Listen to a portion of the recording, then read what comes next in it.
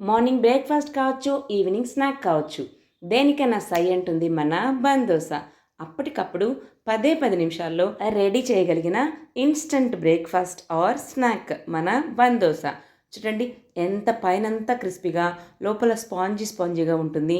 దీనిని పల్లి చట్నీతో కానీ, మీకు నచ్చిన చట్నీతో కానీ సర్వ్ చేసుకుంటే మీ ఇంట్లో వాళ్ళు మెచ్చుకోకుండా ఉండరు.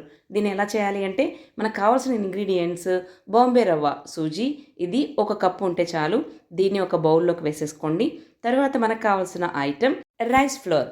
బియ్యపిండిని కూడా మన రవ్వ 1 కప్పు తీసుకుంటే బియ్యపిండిని 3/4 కప్పు తీసుకోండి.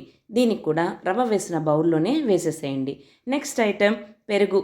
కమ్మటిదైనా కావచ్చు, పుల్లటిదైనా కావచ్చు, మీ దగ్గర ఏది ఉంటే అది వేసేయండి. 1/4 కప్పు. అందులో 1 స్పూను సాల్ట్ కూడా వేసేసేయండి. మీకు ఫస్ట్ 1/4 స్పూన్ వేసుకోండి, తర్వాత చూసి వేసుకోండి. మీకున్న క్వాంటిటీ కొంచెం తక్కువైనా ఉప్పు అనేది ఎక్కువ ఉండకూడదు. దీంట్లోనే కొంచెం వాటర్, 1/4 కప్పు వాటర్ వేయండి. సరిపోదు, యాక్చువల్గా 1 కప్పు పడుతుంది. అట్ ఏ టైం వేయకూడదు.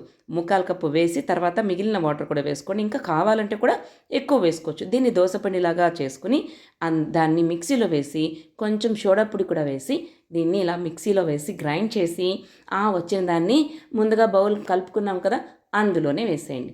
ఇప్పుడు మన మిక్సింగ్ ప్రాసెస్లోకి 2 ఎర్రగడ్డలు కావాలి. ఈ ఆనియన్స్ని చిన్న చిన్న ముక్కలుగా కట్ చేసుకొని మనం పొంగనాల్లో వేసుకుంటాం కదా, ఆ సైజులో. వీటితో పాటు ఒక 2 పచ్చిమిర్చిని కూడా చీల్చి ఒక 4 పాయలుగా చేసినప్పుడు ఎలా వస్తుందో, మనం ఇంట్లో పొంగనాలకు అలాగే కదా చేసుకుంటాం, గుంత పొంగనాలకి. అదేవిధంగా ఇలా 2గా చీల్చి మళ్ళీ ఇంకొకసారి ఇలా అంటే 4 భాగాలు వస్తాయి. అలాగ చిన్నగా వస్తే నూనెలో వాడ్చినప్పుడు అవి టేస్ట్గా ఉంటాయి, కారం ఉండవు. వాటితో పాటు మనం కరివేపాకును కూడా వేసేసి నెక్స్ట్ కొత్తిమీర కొంచెం ఎక్కువ పడుతుందని దాన్ని కడిగి పక్కన పెట్టుకొని ముక్కలు చేసుకోండి. ఈలోపు మనకు పోపు బాండిల్ ఉంటుంది కదా, అందులో ఆయిల్ వేసి పచ్చెనగపప్పు, ఆవాలు, జీలకర్ర, ఈ తరిగి పెట్టుకున్న ఆనియన్స్, పచ్చిమిర్చి, కరివేపాకు వేసేసేయండి. కొంచెం జస్ట్ అలా వేగితే చాలు, ఎక్కువ వేగాల్సిన అవసరం లేదు. మనం బన్ దోస వేగేటప్పుడు సరిపోతాయి అన్నమాట.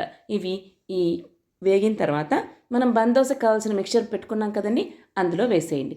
ఇప్పుడు తరిగిన కొత్తిమీర 1/4 కప్పు వరకు పడుతుంది, దాన్ని కూడా వేసేసి బాగా సేమ్ డైరెక్షన్లో, ఒకటే డైరెక్షన్లో బాగా కలిపేసుకొని మనం ఇలా జస్ట్ ఇలా అనుకుంటే పిండి అంతా మనకు రెడీ అయిపోతుంది. ఇప్పుడు మళ్ళీ సేమ్ అదే మన పోపు బాండిల్లో ఆయిల్ వేసి అందులోకి 1 గరిటె వేసి మూత పెట్టేసేయండి. సిమ్లోనే పెట్టాలి, చిన్న స్టవ్ మీద మాత్రమే పెట్టండి. అప్పుడే లోపలంతా బాగా కుక్ అయి ఇలా మనకు బన్ దోస స్పాంజీగా పైన క్రిస్పీగా రెడీ అయిపోతుంది. ఇలాంటివే మీ ఇంట్లో వాళ్ళు ఎన్ని తినగలిగితే అలా నూనెలో పిండి వేసేసి ఒక 10 నిమిషాలు పెట్టి వేరే పని చేసుకొని వచ్చే లోపల అంటే వంటింట్లో నుంచి బయటకు వెళ్ళకండి, మాడిపోతుంది. సో అక్కడే ఉండండి.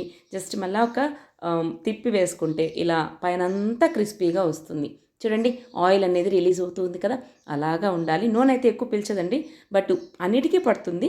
బట్ ఒక్కదానికి హై అంతంత నూనె పట్టదు. వేసినప్పుడు నూనెతోనే ఒక 3 వరకు మనం బన్ దోసలు వేయచ్చు. చూడండి ఆ కలర్ చూడండి, ఆ టెక్స్చర్ చూడండి, సూపర్గా ఉంటుంది. ఈ బన్ దోసలకి ఇలా ఒక్కొక్కటి రెడీ అయిన తర్వాత దాన్ని ఇలా పేర్చుకుంటే చూడడానికి చాలా బాగుంటుంది.